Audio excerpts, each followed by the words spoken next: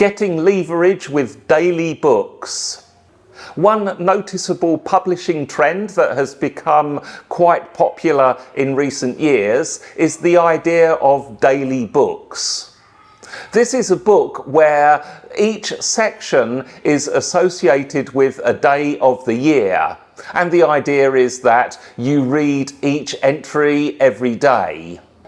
Perhaps the most common of these are the ones by Ryan Holiday, The Daily Stoic, and then there's another one, The Daily Laws, Robert Greene. You might well have heard of these. There are also a number of titles that are not specifically designed with this daily reading intention, but you can see that they have kind of been built that way. Examples might be Robin Sharma's book. That one's called The Everyday Hero. And then we have the Tim Ferriss book, which is called Tribe of Mentors. And you could also include the things like the Jocko Willink Field Manual of Discipline. In fact, the whole trend was probably started by this famous one in the 60s by an author called Og Mandino. So let's just talk about some of the good things about having a habit of reading daily books. The first thing to note is that it does only take a few minutes. You don't have to commit yourself to reading 10, 15, 20 or more pages and spending 30 or 40 minutes reading. 5 or 10 minutes of reading and you have finished that particular entry for the day. Now, of course, this could also be a downside because once you start reading, you might well be tempted to read on and read a few extra days as well. One good thing about daily books is that it does help you to strengthen and focus your attention on this concept of daily improvement.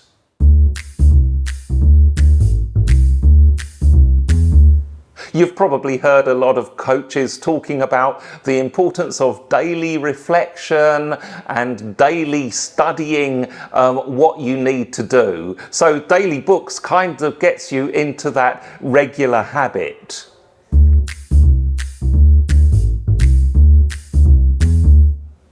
It's also good to give you new ideas for every day. As you read each entry, it will give you something to think about for the day, a new idea, or it will strengthen your understanding of existing ideas. Just beware of some of the downsides or pitfalls of reading daily books.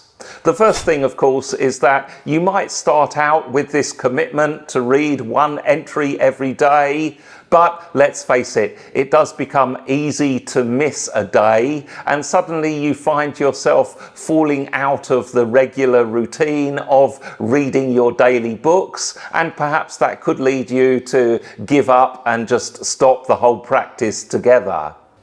Related to this, it is another thing on your routine. You've probably got a lot of other regular things that you need to do every day. I'm talking about exercise, planning your day, reviewing your goals, and all of the rest of it. So adding a daily book read is just another thing that you have to add to what could be an already crowded routine. And then one more thing is that if you don't like clutter, or like me, you are a clutter person and you are trying to keep the clutter at bay, well, a daily book is another book that you're going to have lying around, and it could make things just a bit messier for you. Just one more point about daily books as well. In my opinion, they're basically never finished. You might think that you read every entry, you get through the 365 entries for the whole year, and then you've finished the book. Well, not really, because then you can go back to the start and start reading the first entry again. I would say this is probably a good thing for reinforcement, and once you've read things several times, it really stays into your mind, which will result in more positive actions. Anyway, that's what I've got to say about daily books. Let me know in the comments, do you read any daily books? What do you get out of them?